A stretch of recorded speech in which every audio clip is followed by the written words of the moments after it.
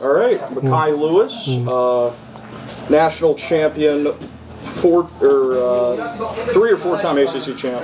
4. 4-time ACC champ, 2-time ACC Wrestler of the Year, won countless titles in high school, and actually was called the greatest wrestler in Virginia Tech history on one of their social posts when it was announced you were coming back. Welcome. How are you doing today? I'm doing good, just got back from a long day of trying to become a firefighter, but now I'm here for my kids, so. All right. So we're here at Beat the Streets DC here at La Font Plaza. What made you want to get involved with Beat the Streets? Because it's a good program. They got a whole bunch of different chapters all across the country. Those chapters, especially in like Cleveland, Chicago, Boston, Philly, and I can name countless of them. Texas too. They all do a good job of helping their kids, stay off the streets, stay out of trouble. A lot of these kids, they need parental figures, and I felt like I could be, that for them. I could be, what they call unk, or what I like to say, I'm like an older brother to a lot of them, try to mentor them, make sure they're doing the right things, and making sure they like keeping a straight path so they can reach their goals.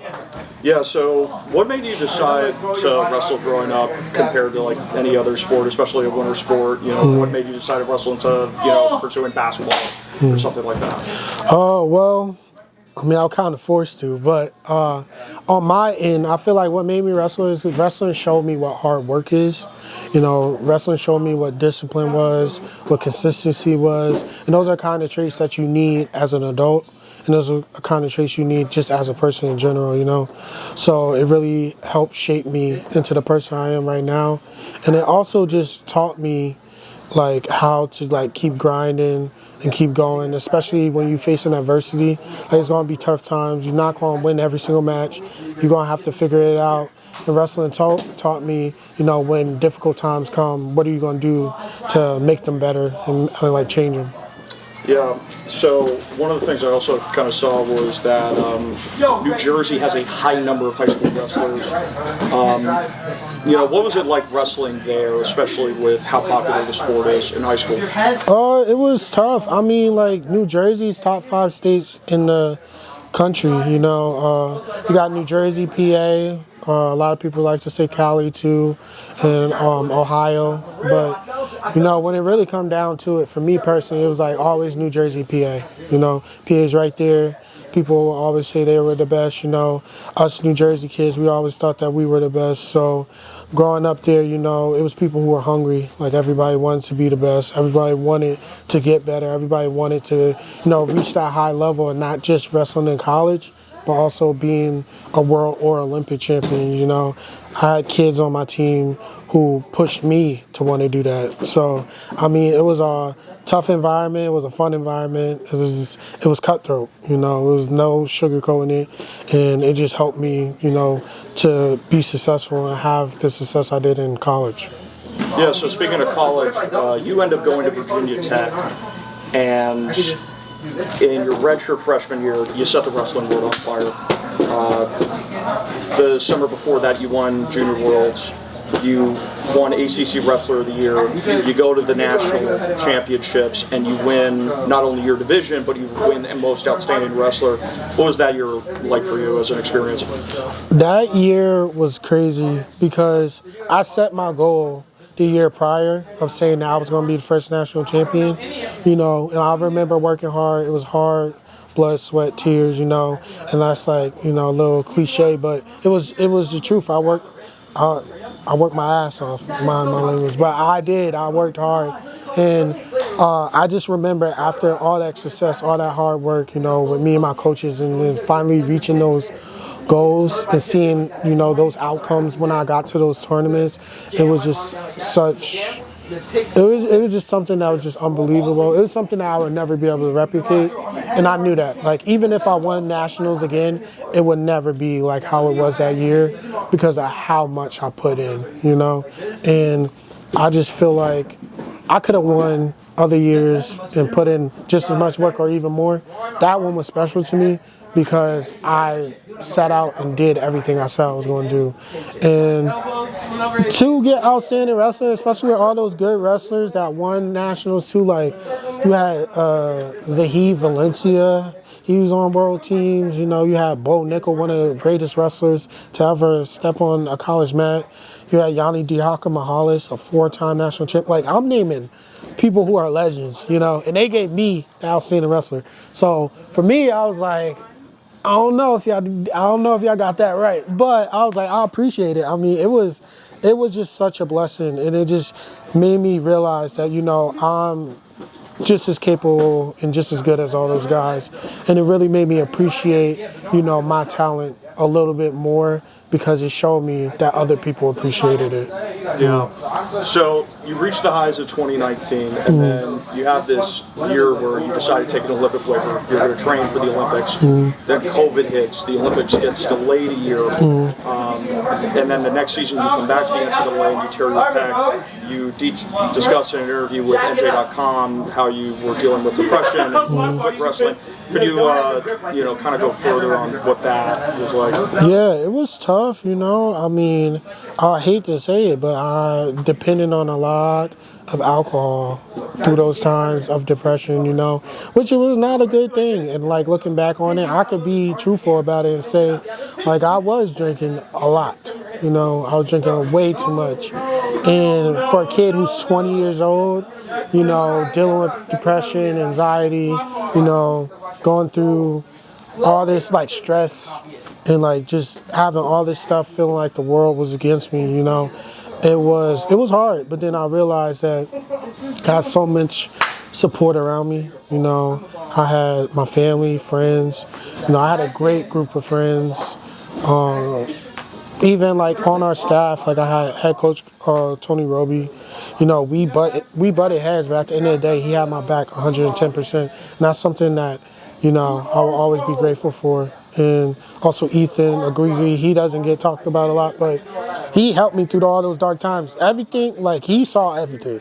You know, not everybody saw it. He saw everything. We're still friends to this day. So, I mean, it was hard, but it taught me a lot. It taught me how to mature, become an adult.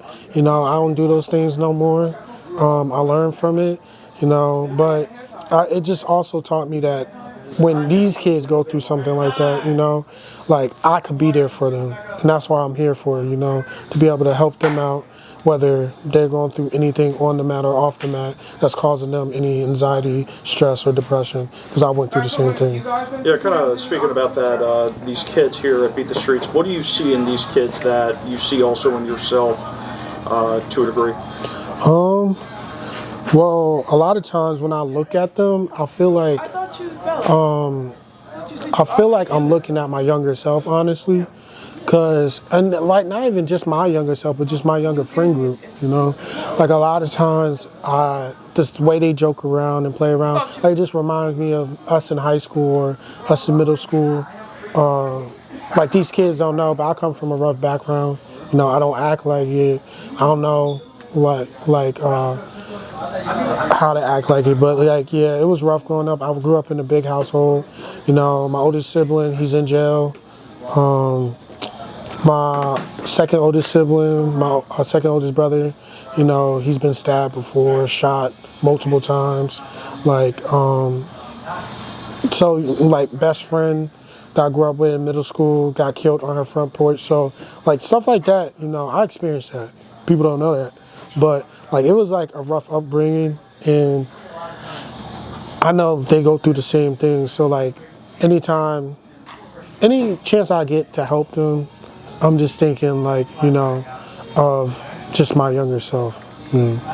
So if there was like one thing you could pass on to these kids, what would it be?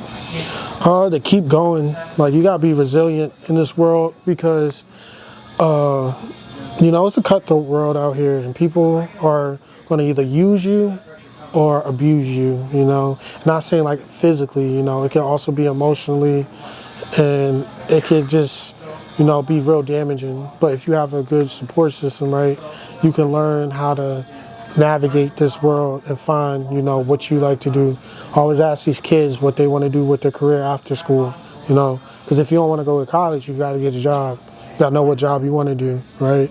I want them to be thinking about their futures because, you know, they're not gonna be in high school for the next like 10 years. They only got, you know, some of them only got 1 year left. Some got 4 years left because they just got into high school. So I want them to think about their futures a little bit, and also just be able to stay in the moment too, like have fun. Like I like when the kids come in here and we get to joke around and play because it's gonna be memories for them, you know. And those are really important memories because it builds a foundation for them of, you know, how to be cared for, how to be loved, how to love someone, and also, you know, knowing how to have support, you know. Like this is a big support system. All of our coaches here, we come here to support the kids. You know, a lot of us don't have to do that, but we do it because we love these kids. So, my last question here, you talk a lot about support systems. You talk about, you know, your experience, you know, growing up, obviously, where your brother went to jail, your other sibling was stabbed, and then going into, you know, kind of circling back into the NCAA thing. You went back into the NCAA wrestling circuit. You won the ACC title in 2022. You were a finalist in the NCAA tournament in the semifinal. I saw this clip of you. You just broke down in tears after you won your match. What was it like for you to come back to the NCAA, to the ACC, and, you know, reach some of those highs again? It was crazy because it was like I never thought I would be back in those situations. I really had a lot of self-hate and a lot of self-doubt and like just talked myself down. Like I was my biggest critic, you know. It wasn't like someone else. Like I didn't care necessarily people was talking junk about me. It was most so me. I remember one of my really closest friends at the time always would tell me that you can't be like that, you know. You can't talk yourself down because then you're going to defeat yourself, you know. And then that's when you ain't going to be able to be as great as you want to be. And I remember he would always tell me that, you know, I was great, I was good enough.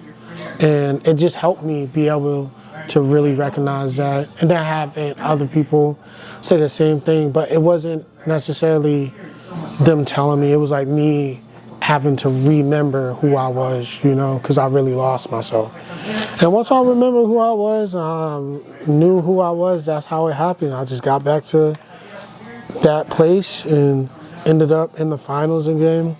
You know, it didn't go my way, but I was so grateful to be back there because when I tell you, if you would have saw me from 2021 all the way until that moment, you would have been like, wow, like that was crazy. Like it was a roller coaster, but it was crazy because like I showed, you know, how to grow, how to mature, you know, and really step into like, you know, into becoming like a young adult, essentially. Like I had to, so. All right, well, thank you very much. I'm going to